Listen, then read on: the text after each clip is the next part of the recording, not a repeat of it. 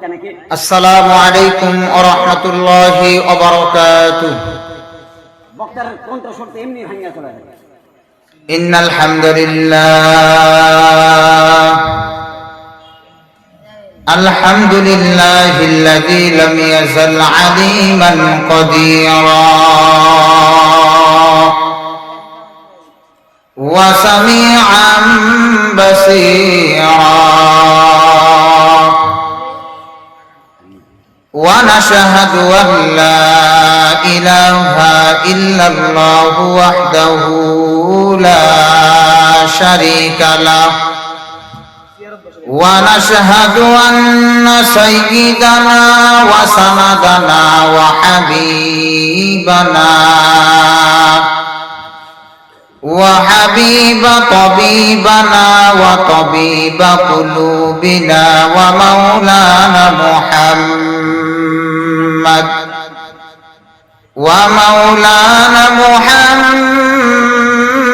محمدا عبده ورسوله أما بعد فأعوذ بالله من الشيطان الرجيم بسم الله الرحمن الرحيم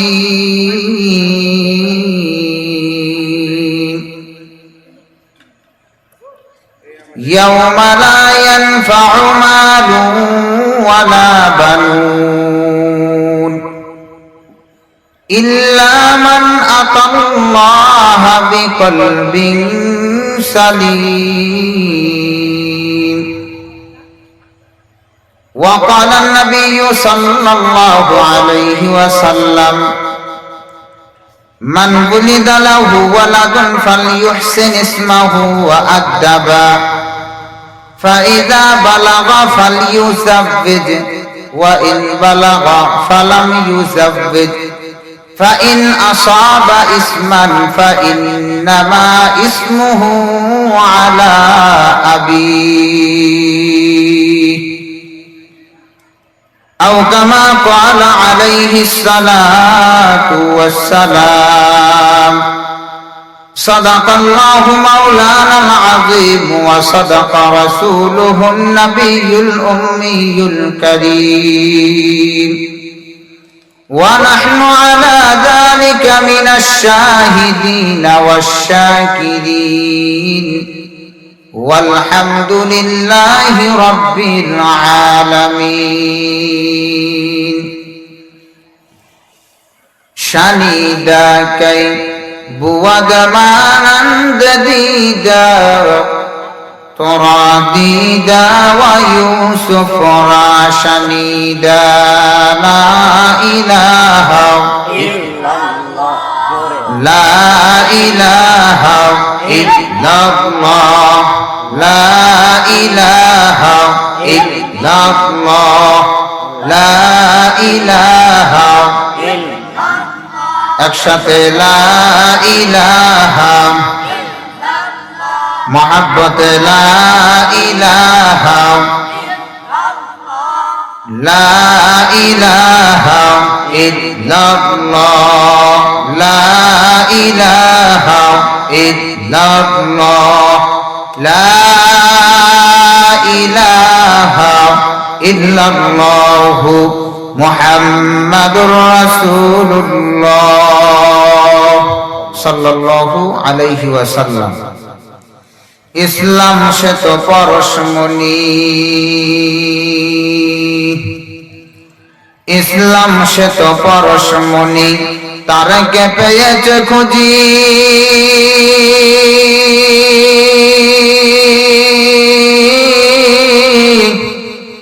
পরশে তাহার সোনা হলো যারা, তাদের এই মোরা বুঝি। অর্ধ পৃথিবী করেছেন শাসন যিনি, অর্ধ পৃথিবী করেছেন শাসন যিনি, ধুলির তখতে বসি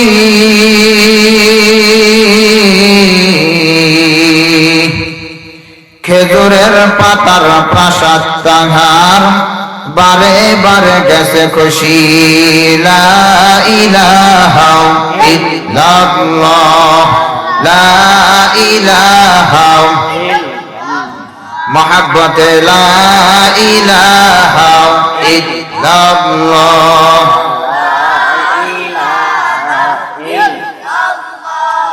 লা ইলাহা ইল্লাল্লাহ লা ইলাহা এই কালেমার বান্ধবেলা এই কালেমার বান্ধবেলা কাজ লাগবে মরণ বেলা এই কালেমার থাকলে ভালোবাসা এই কালেমার থাকলে ভালোবাসা কবর হবে উজালা লা ইলাহা বাইদান লা ইলাহা লা ইলাহা ইল্লাল্লাহ লা ইলাহা লা ইলাহা ইল্লাল্লাহ মুহাম্মাদুর রাসূলুল্লাহ সাল্লাল্লাহু আলাইহি ওয়াসাল্লাম।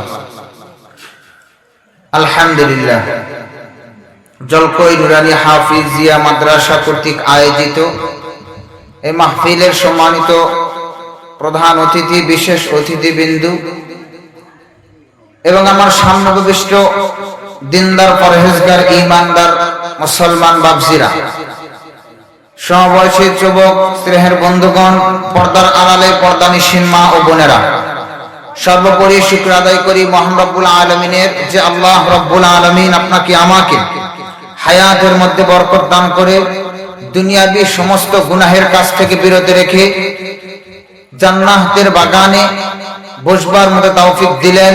মুসলমান হিসাবে ইমানের তাকিদে আল্লাহ তাআলা দেখতেছেন, ফেরেশতারা লিখে রাখবেন। আল্লাহকে খুশি করার জন্য জবান খুলে সকলেই কালিমাতুশ শুকর আদায় করি, দিল থেকে সকলে বলি আলহামদুলিল্লাহ। লক্ষ্য করে দরুদ ও সালামের হাদিয়া বর্ষিত হোক সর্বকালের শ্রেষ্ঠ মহামানব সাইয়্যিদুল মুরসালিন খাতাবান নবিয়্যিন সরকারে দু জাহাঁ জনাবে মুহাম্মদুর রাসূলুল্লাহ। সকলেই জবানটাকে নাড়া দিয়ে বলি সাল্লাল্লাহু আলাইহি ওয়াসাল্লাম। আমাদের সামনে কোরআনুল হাকিমের সূরা শুআরা এর দুটি আয়াত তেলাওয়াত করেছি এবং নবী করিম সাল্লাল্লাহু আলাইহি ওয়াসাল্লামের অসংখ্য হাদিস সমূহ থেকে একটি হাদিস তেলাওয়াত করেছি। তেলাওয়াতকৃত আয়াত ও হাদিসের আলোকে সংক্ষিপ্ত সময় সহিহ তরিকায় আমলের নিয়তে কিছু কথা আমাকে বলা এবং আপনাদেরকেও আমলের নিয়তে ধৈর্যের পরিচয়ে শ্রবণ করার তৌফিক দান করুক। সকলে বলি আমিন।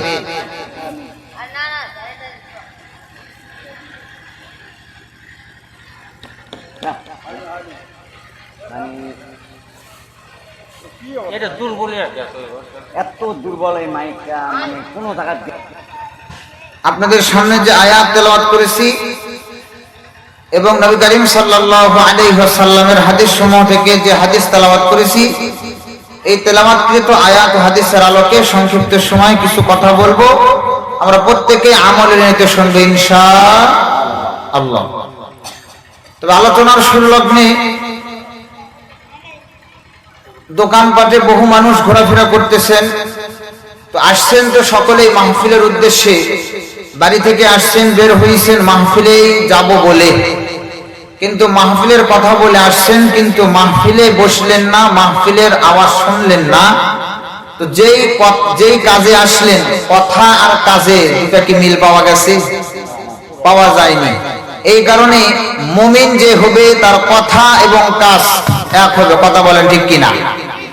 যে কথা বলবে কাজেও সেটাই করে দেখাবে।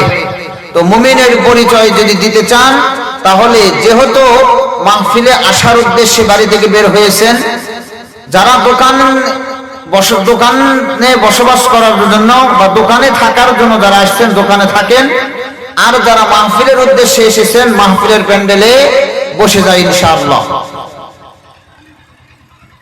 আমরা যে দুনিয়াতে বসবাস করতেছি এটা এমন এক দুনিয়া, এই দুনিয়াকে মানুষ ভালোবাসে, তবে এই নিষ্ঠুর দুনিয়া মানুষকে ভালোবাসে না। আমরা প্রত্যেকেই দুনিয়াকে ভালোবাসি, কিন্তু দুনিয়া আমাদেরকে ভালোবাসে না। কেন বাসে না? আমি যে জিনিসটাকে, আপনি যে জিনিসটাকে ভালোবাসেন ওই জিনিসটাকে কি ফেলে দেন, নষ্ট করেন? কিন্তু আমরা দুনিয়াকে ভালোবাসি, দুনিয়া আমাদেরকে ভালোবাসে না।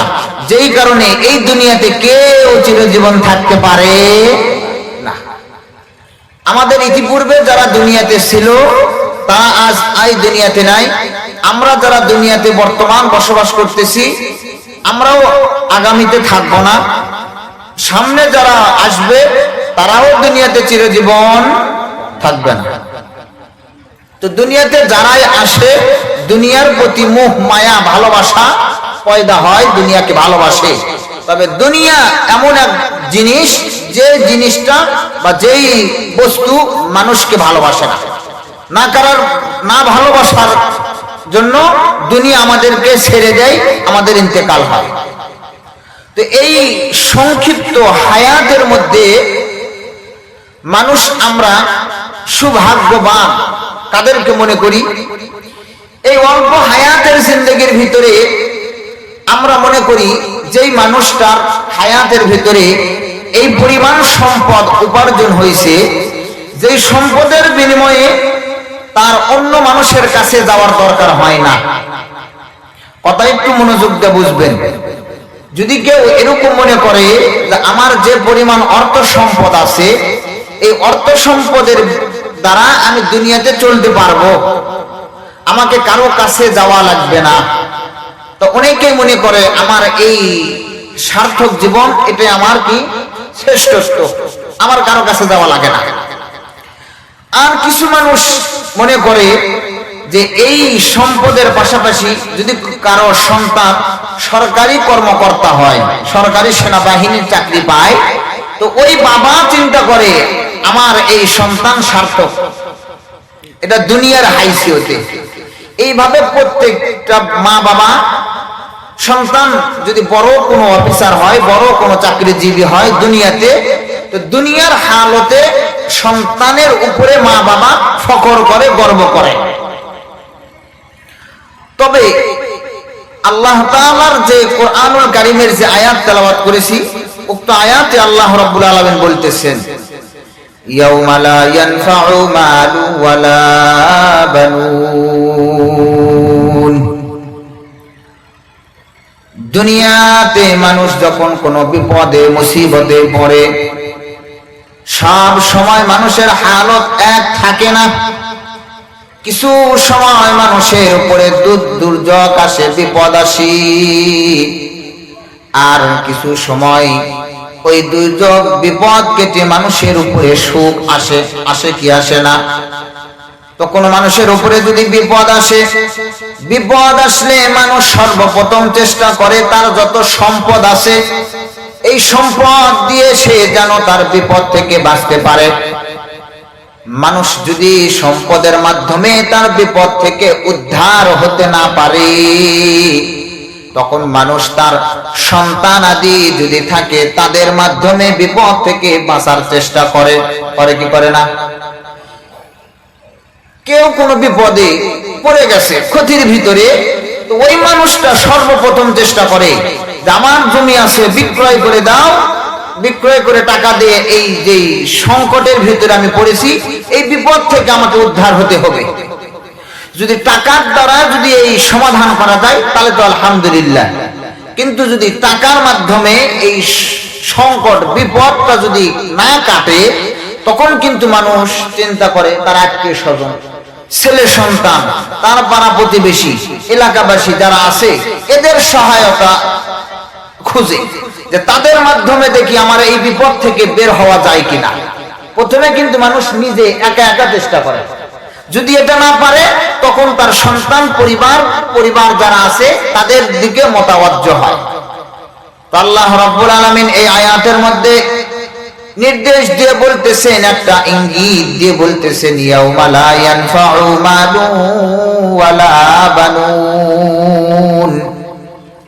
ও আমার আদরের বান্দা বান্দিরা রে, দুনিয়াতে যখন কোনো মানুষ বিপদে বা মুসিবতে পড়ে, তখন ওই বিপদ বা মুসিবত থেকে মানুষ তার ধন সম্পদ যা আছে এই ধন সম্পদের মাধ্যমে বিপদ থেকে বাঁচতে চায়।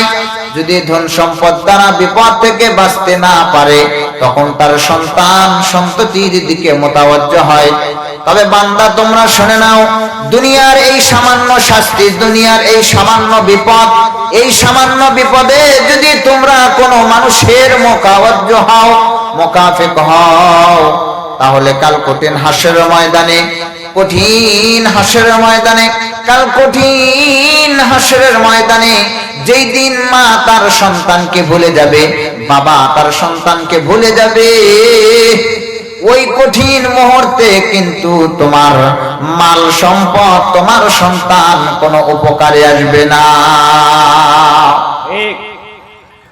কিয়ামতের দিন ধন সম্পদ সন্তান এগুলো মানুষের উপকারে আসবে না। তবে সব সন্তান আর সব সম্পদ মানুষের ক্ষতির কারণ না। সব সম্পদ মানুষের ক্ষতি করে না, আবার সব সন্তান আবার কিয়ামতের দিন কি হবে না, অপকারী আসবে না, উপকারেও আসবে। বলেন সুবহানাল্লাহ।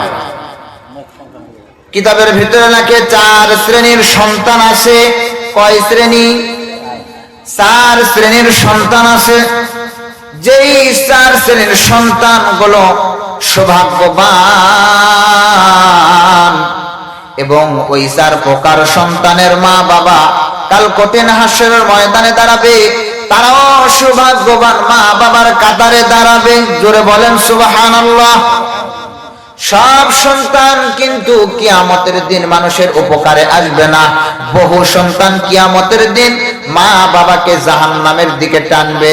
কিন্তু 4 প্রকার সন্তান আছে, যেই 4 প্রকার সন্তান তাদেরকে আল্লাহ রাব্বুল আলামিন যখন জান্নাতে যাওয়ার অনুমতি দিবে, জান্নাতে যাওয়ার পারমিশন দিয়ে দিবে, ওই 4 প্রকার সন্তান নিজে একা একা জান্নাতে তো যাবেই না, বরং ওই 4 প্রকার সন্তান আল্লাহ রাব্বুল আলামিনের কাছে দরখাস্ত করবে, মাওলা আমার মা বাবাকে ছাড়া আমি জান্নাতে প্রবেশ করব না। একটু জোরে বলা যাবে কি সুবহানাল্লাহ? তাহলে যদি 4 প্রকারের কোন এক প্রকারের সন্তান দুনিয়াতে তৈরি করে যান, তাহলে জান্নাতে যাওয়াটা সহজ না কঠিন? তাহলে আমাদের জানার দরকার আছে কি নাই কোন 4 প্রকার? 4 প্রকার সন্তানের মা বাবা হলো আদর্শবান মা বাবা, সৌভাগ্যবান মা বাবা। এই 4 প্রকার মা বাবার মধ্যে 1 নাম্বার প্রকার হলো শহীদ সন্তানের মা বাবা। কার মা বাবা?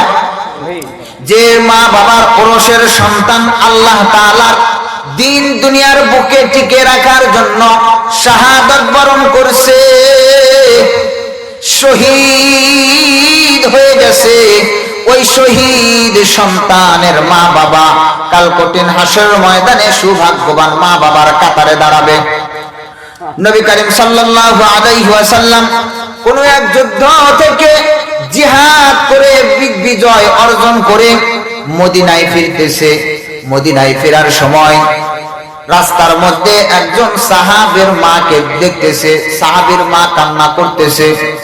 নবী করিম সাল্লাল্লাহু আলাইহি ওয়াসাল্লাম ওই সাহাবীর মাকে দেখে নবী করিম সাল্লাল্লাহু আলাইহি ওয়াসাল্লাম চিনে ফেলেছি। নবী করিম সাল্লাল্লাহু আলাইহি ওয়াসাল্লাম ওই সাহাবীর মায়ের কাছে গিয়া বলতেছে, আম্মা জান, আপনার ছেলের নাম কি অমুক না? বলতেছে, হ্যাঁ আমি অমুক সাহাবীর মা। নবী করিম সাল্লাল্লাহু আলাইহি ওয়াসাল্লাম বলতেছেন, আপনার সন্তান জিহাদের ময়দানে শাহাদাত বরণ করেছে, আর আমি নবী নিজ হাতে কাফনের কাফন পরিধান করায়া জানাজার নামাজ পড়ায়া আমি কবরে দাফন করে দিয়েছি। জুড়ে বলেন সুবহানাল্লাহ। ওই সাহাবীর মা নিজের চোখের পানি মুছে বলতেছে, ইয়া রাসূলুল্লাহ, এই যে আপনাকে সাক্ষী রেখে বলতেছি, আজ থেকে এই যে এখন আমি চোখের পানি মুছে ফেললাম, আর কোনো দিন আমার ওই সন্তানের কথা মনে করে কান্না করব না। কারণ কি? কারণ যেই সন্তান আমার স্তনের দুধ পান করে বড় করেছি, লালিত পালিত করেছি, এমন সন্তান যখন শহীদ হয়ে গেছে, কাল কঠিন হাসরের ময়দানে ওই সন্তান আমি মাকে ছাড়া জান্নাতে প্রবেশ করবে না। সুবহানাল্লাহ। তাহলে প্রথম প্রকার হলো শহীদের মা বাবা। শহীদ সন্তানের মা বাবা কাল কঠিন হাসরের ময়দানে সৌভাগ্যবান পিতামাতা হয়ে দাঁড়াবে।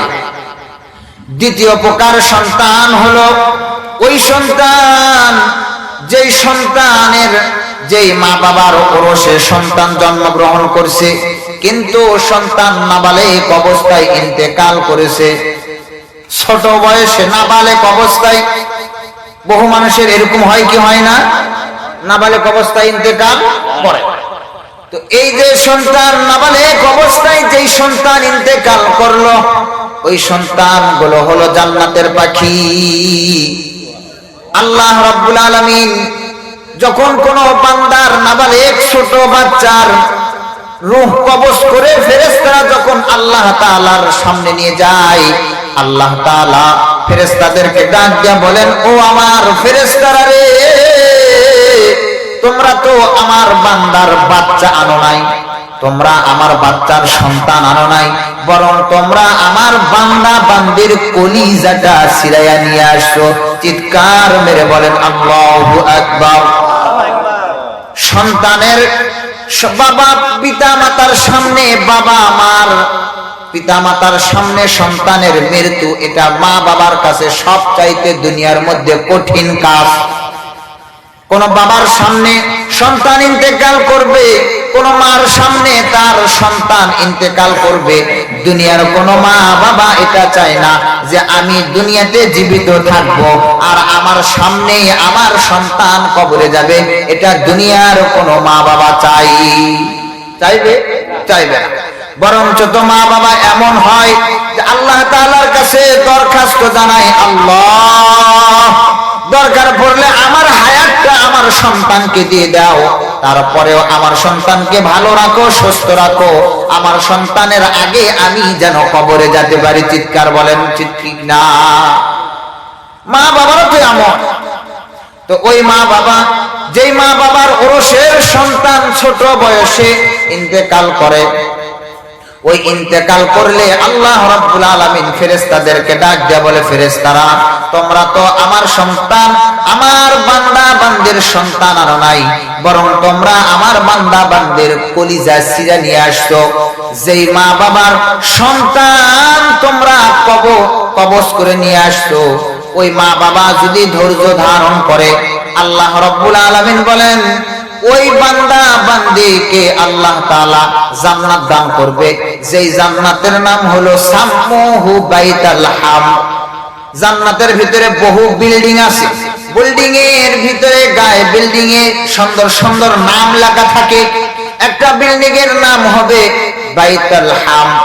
যেই মা বাবার ছোট বাচ্চা নাবালেগ অবস্থায় ইন্তেকাল করলো, ওই সন্তানগুলো ইন্তেকাল করার পরে যদি মা বাবা ধৈর্য ধারণ করে, আল্লাহ রাব্বুল আলামিন ওই সাম্মুহু বাইতাল হামদ, এই বাইতাল হামদ নামক জান্নাতের ভিতরে ওই মা বাবাকে আল্লাহ তাআলা বিনা হিসাবে প্রবেশ করায় দিবে। তাহলে সৌভাগ্যবান মা বাবার ভিতরে দ্বিতীয় প্রকার হলো ওই সন্তান যে সন্তান নাবালেগ অবস্থায় ইন্তেকাল করে। তো আগের জামানার মানুষের সন্তান ছিল বেশি এবং অনেক মানুষের বাচ্চার হায়াত থাকে অল্প, নাবালেগ অবস্থায় ইন্তেকাল করে। কিন্তু এখন বর্তমান সময়ে বাচ্চাই নাই অল্প, লেখা থাকে বিভিন্ন জায়গায় দুটার বেশি নয়, একটা হলেই ভালো হয়। তো কোন সন্তান, কোন বাবার ঘরে যদি একটাই সন্তান হয়, তো ওই একটা বাঁচলেই কি আর মরলেই কি? তো যদি একটা হয়, তো যদি জীবিত থাকলেও তো আল্লাহ আল্লাহ করবে বাপ মা, যে আল্লাহ এটা যেন আমার একটাই তো সন্তান, এ যেন কমপক্ষে বেঁচে থাকে। আর 5-7টা যদি হয়, তাহলে একটা মারা গেলে জান্নাতের আশা করা যায়। আব্দুর রহমান রহমতুল্লাহি আলাইহি বসুন্ধরা মাদ্রাসার যিনি প্রতিষ্ঠাতা ও পরিচালক, তিনি আল্লাহ তাআলার কাছে দোয়া করতেন, আল্লাহ আমাকে একটা সন্তান দিয়ে, যে সন্তান নাবালেগ অবস্থায় ইন্তেকাল করে। কারণ কি? কারণ এই নাবালেগ বাচ্চা কিয়ামতের দিন আমার ব্যাপারে কি করবে? সুপারিশ করবে। তো আমরা তো এখন মনে করি যে সন্তান যদি বেশি নি খাবে কি? সন্তান যদি আমাদের বেশি হয় খাওয়াবো কি? মনে হয় যে সন্তানের রিজিকের দায়িত্ব মা বাবার। রিজিকের দায়িত্ব কি আমার আপনার? কোন মা বাবার? রিজিকের দায়িত্ব তো আল্লাহ তাআলা। মানুষ সৃষ্টির আগে আল্লাহ তাআলা কোন মাখলুকাত, কোন বান্দা কোথায় কি খাবে, কোথায় কি পরিধান করবে, কত টাকা ইনকাম করবে, কত টাকা ব্যয় করবে, সব কিছু আল্লাহ তাআলা আগেই বরাদ্দ করেছে। তো আল্লাহ তাআলার জিম্মায় যদি রিজিক থাকে, আল্লাহ তাআলা যদি আমাকে আপনাকে রিজিক দিয়ে পালতে পারে, আমার ঘরে যদি 5 জন সন্তান হয়, আপনার ঘরে যদি আল্লাহ তাআলা 5টা সন্তান দেয়, বলেন তো দেখি, বলেন তো আমার সন্তান, আপনার সন্তান, এদেরকেও কি আল্লাহ তাআলা খাওয়াতে পারেন কি পারেন না? তাহলে সন্তান আল্লাহ তাআলা দিবে, তাদের রিজিকের ফয়সালাও করবে কে? আল্লাহ। তো আল্লাহ রাব্বুল আলামিন এই যে রিজিক দান করবে, রিজিক আল্লাহ তাআলা কিভাবে যে দিবে, এটা চিন্তার চেতনা আল্লাহ তাআলার বান্দার হাইসিয়তে নাই। আমাদের এই বর্তমান সময়ে যদি কোন মানুষের প্রতি আমাদের ভালোবাসা পয়দা হয়, যে মানুষটাকে আমরা ভালোবাসি, ওই মানুষের কথা যদি আমাদের মনে হয়, স্মরণ হয়, তখন আমরা কিন্তু চিন্তা করি একটু ফোন দিই। কোন বন্ধুর কথা যদি মনে পড়ে, আমরা কি করি? দেখে একটু বন্ধু কি করে, ফোন দিয়ে কথা বলি। বন্ধুর কাছে একটু ভিডিও ফোন দিয়ে দেখি, বন্ধু তুমি কি করো। প্রিয় মানুষের কথা মনে হলে এরকম কাজ করি কি করি না? তো হযরতে মূসা আলাইহিস সালাতু ওয়াস সালাম, মূসা আলাইহিস সালাতু ওয়াস সালামের সবচাইতে প্রিয় ব্যক্তি, সবচাইতে প্রিয় জিনিসটা হলো আল্লাহ তাআলার সাথে কথা বলা। আমার আপনার ভালোবাসার মানুষ আছে, ভালোবাসার মানুষ আছে, আমরা কথা বলি মোবাইলে, কিন্তু হযরতে মূসা আলাইহিস সালাতু ওয়াস সালাম যখন তার ভালোবাসা আল্লাহ তাআলার ইশক আর মহব্বত অন্তরে পয়দা হয়ে যাইতো, দুনিয়ার সব কাজ বাদ দিয়ে আল্লাহ তাআলার সাথে কথা বলার জন্য তুর পাহাড়ে দৌড় দিতেন। বলেন সুবহানাল্লাহ। তুর পাহাড়ে চলে গেছে আল্লাহ তাআলার সাথে কথা বলতে। তো আল্লাহ তাআলার ভালোবাসা যখন উতলাইয়া উঠছে, দুনিয়ার সব চিন্তা বাদ দৌড় দিছে তুর পাহাড়ে। তুর পাহাড়ে কাছাকাছি যখন চলে গেছে, তখন দিলের ভিতরে একটা কথা মনে হয়ে গেছে। কথাটা কি? যে হাই হাই, আসলাম তো নিজের ইচ্ছায়, কথা বলতে আসলাম নিজের ইচ্ছায়, কিন্তু যাওয়া তো হবে আল্লাহর ইচ্ছায়। আল্লাহ যতদিন না বলবে মূসা বাড়ি যাও, এতদিন তো আর যাওয়া যাবে না। আসলাম তো ভালো, কিন্তু আল্লাহ তো যদি না যেতে বলে, তাহলে আমার পরিবারের বিবি বাল বাচ্চা আছে, এরা খাবে কি? এই যে একটা খাবারের চিন্তা মূসা আলাইহিস সালাতু ওয়াস সালামের দিলের ভিতরে স্মরণ হয়ে গেছে। তো দিলের হালত কেউ জানে না, জানে কে? একটু জোরে বলেন, ইন্নাল্লাহা আলিমুম বিযাতিস সুদূর।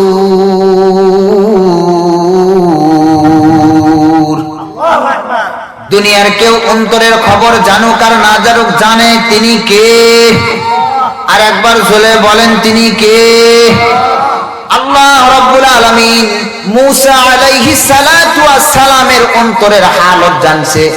যখন মূসা আলাইহিস সালাতু ওয়াস সালাম তুর পাহাড়ে চলে গেছে, হযরতে মূসা আলাইহিস সালাতু ওয়াস সালামকে আল্লাহ তাআলা বলতেছেন, মূসা তোমার সামনে যে একটা পাথর দেখা যায়, ওই পাথরে তোমার হাতের লাঠি দ্বারা একটু বাড়ি দাও, আঘাত করো।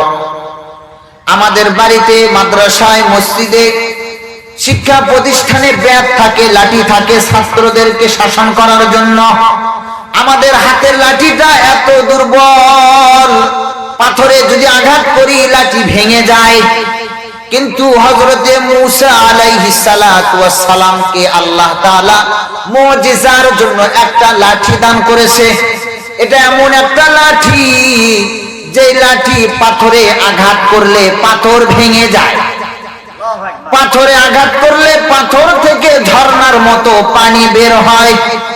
পাথরটা, এই লাঠিটা এমন একটা লাঠি, সাগরের পানিতে আঘাত করলে সাগরের পানি ফাঁক হয়ে 12টা রাস্তা হয়ে যায়। এমন একটা মুজিজার লাঠি। যখন হযরতে মূসা আলাইহিস সালাতু ওয়াস সালামকে আল্লাহ তাআলা বলছেন, মূসা রে তোমার সামনে যে পাথর দেখা যায়, পাথরে আঘাত করো। মূসা আলাইহিস সালাতু ওয়াস সালাম যখন পাথরে আঘাত করছে, পাথর ফেটে দ্বিখণ্ডিত হয়ে গেছে। তার ভিতরে আরেকটা পাথর, বলে মূসা আবার আঘাত করো। মূসা আলাইহিস সালাতু ওয়াস সালাম যখন দ্বিতীয়বার আঘাত করছে, পাথর ফেটে গেছে, তৃতীয় পাথর বের হয়েছে। আল্লাহ রাব্বুল আলামিন বলেন, মূসা আবার আঘাত করো। আবার যখন পাথরে আঘাত করছে, পাথর ফেটে দ্বিখণ্ডিত হয়ে গেছে। তার ভিতরে চতুর্থবারে একটা সাদা পাথর বের হয়েছে। হযরতে মূসা আলাইহিস সালাতু ওয়াস সালামকে আল্লাহ তাআলা বলতেছেন, মূসা রে ওই চতুর্থ পাথরেও আঘাত করো। যখন চতুর্থ পাথরে আঘাত করছে, চতুর্থ পাথর দ্বিখণ্ডিত হইয়া তার ভিতরে দেখে একটা বসবাস করার মতো একটা বাসস্থান আছে, যার ভিতরে একটা ছোট্ট পোকা বসবাস করে। চিৎকার মেরে বলেন সুবহানাল্লাহ। কয়টা পাথর? 4টা পাথরের ভিতরে একটা কে বসবাস করে?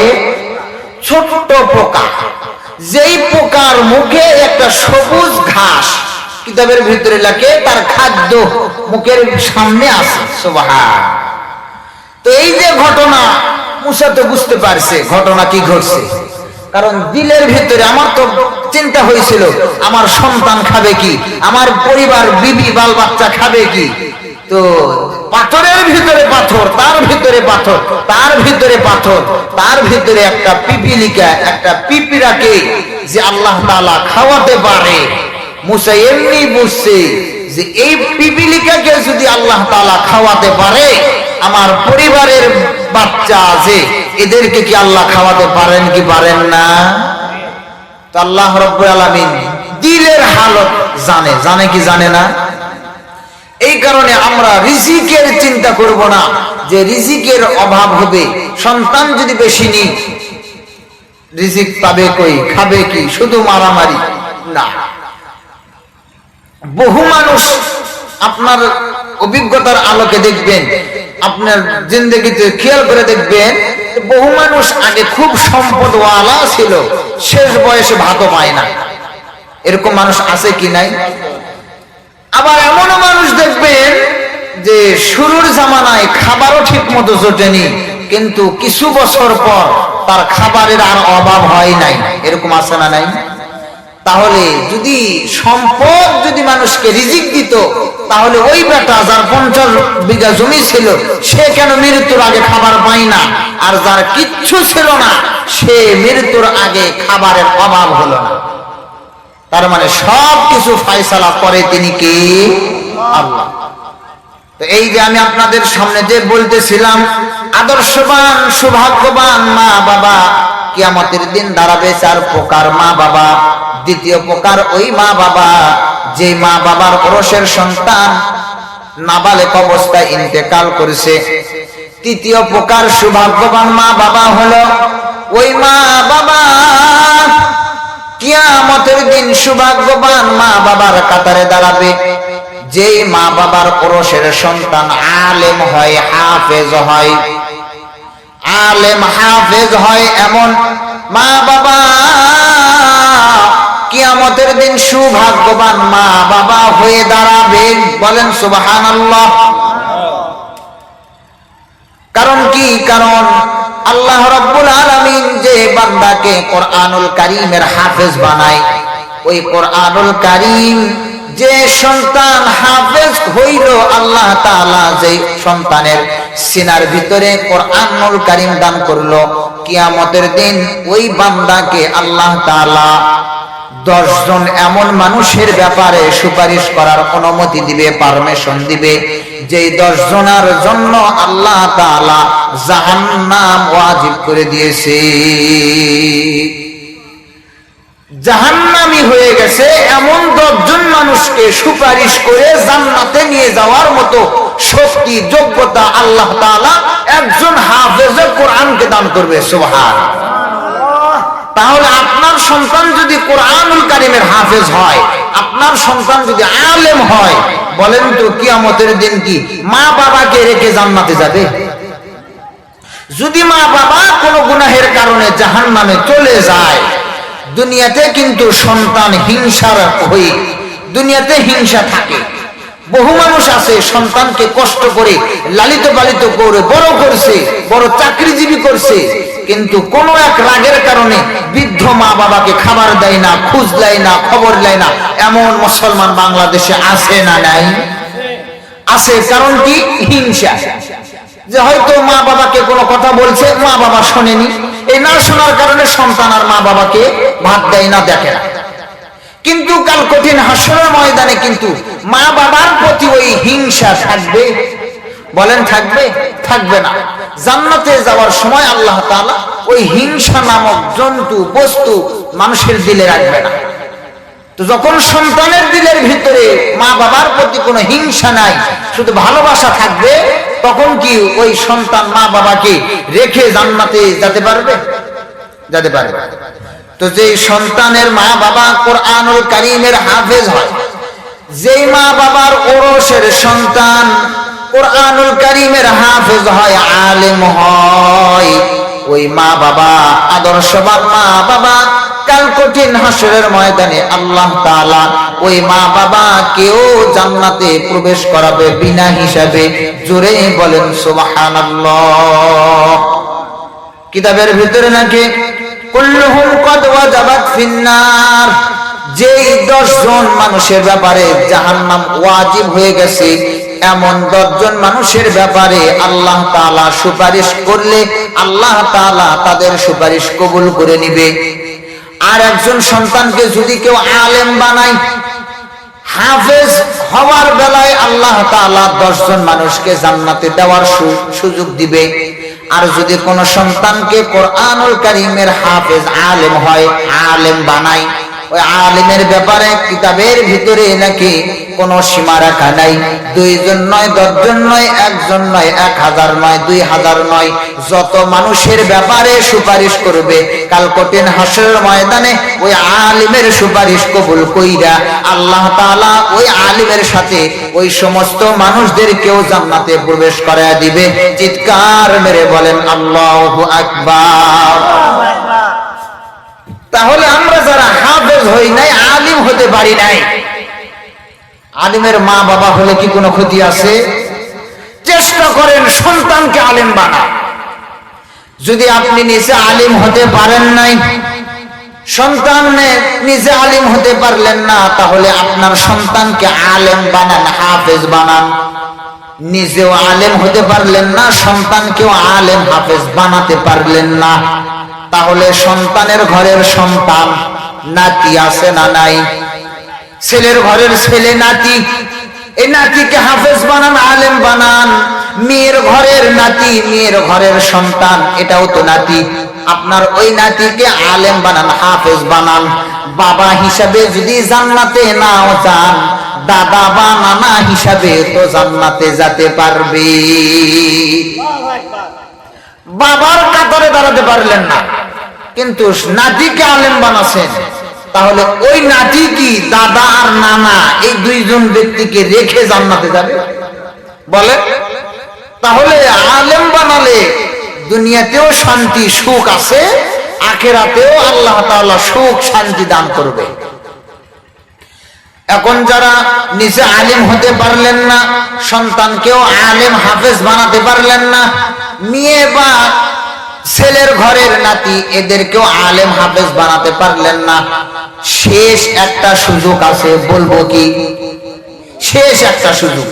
নিজে আলেম হাফেজ হলেন না, সন্তানকেও বানাতে পারলেন না, নাতিকেও বানাতে পারলেন না, একটা শেষ সুযোগ আছে।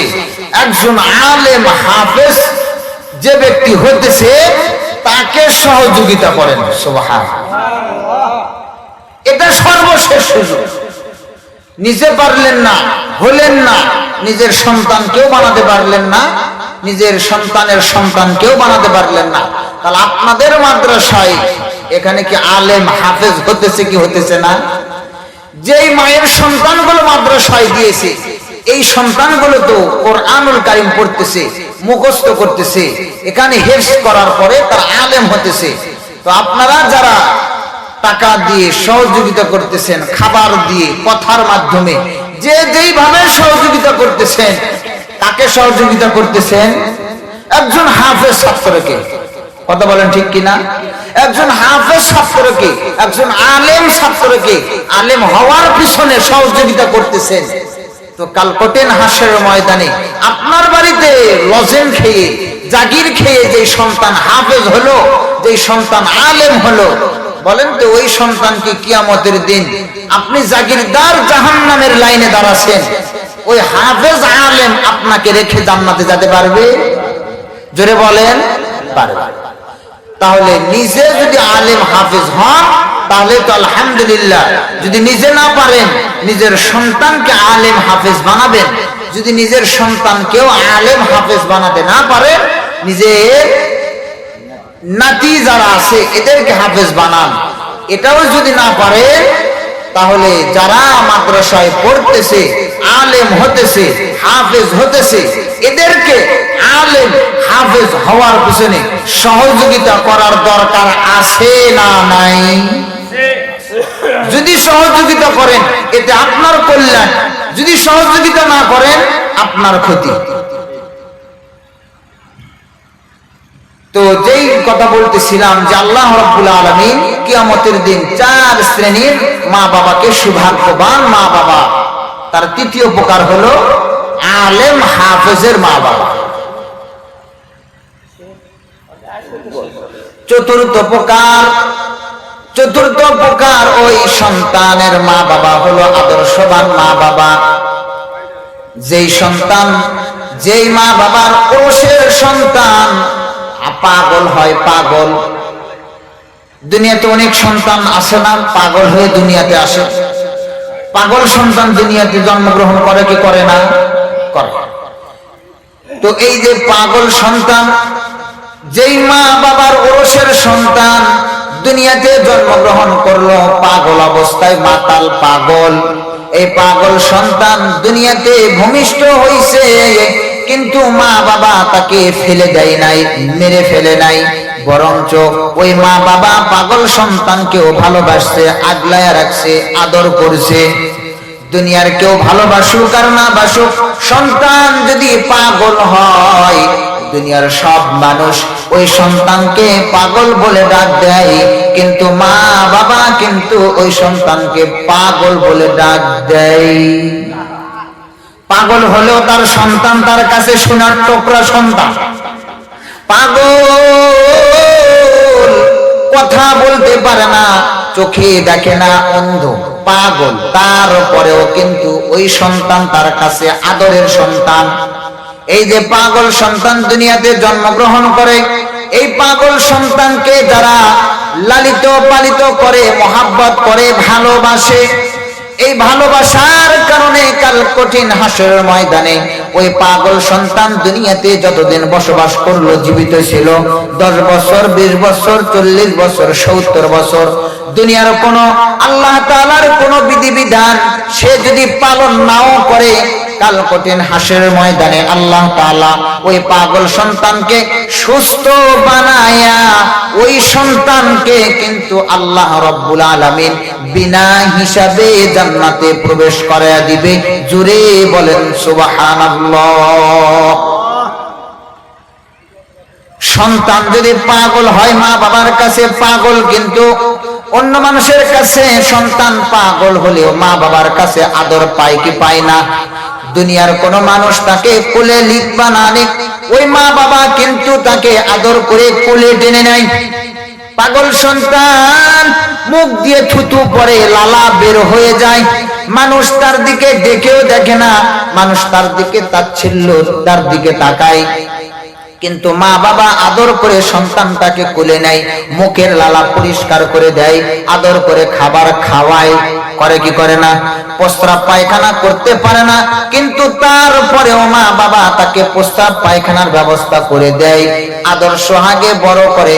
দুনিয়ার আল্লাহ তাআলার কোনো বিধি বিধান তারা পালন করতে পারে না। পাগল কি নামাজ পড়ে?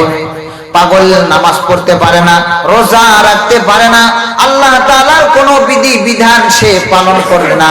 এই পালন না করার পরেও যখন এই সন্তান কিয়ামতের দিন দাঁড়াবে, আল্লাহ রাব্বুল আলামিন ওই পাগল সন্তানকে কিন্তু কিয়ামতের দিন পাগল করে তুলবে না, বরং সুস্থ মস্তিষ্ক দিয়ে সুন্দর আকৃতি গঠন করে কাল কঠিন হাসরের ময়দানে দাঁড় করাবে।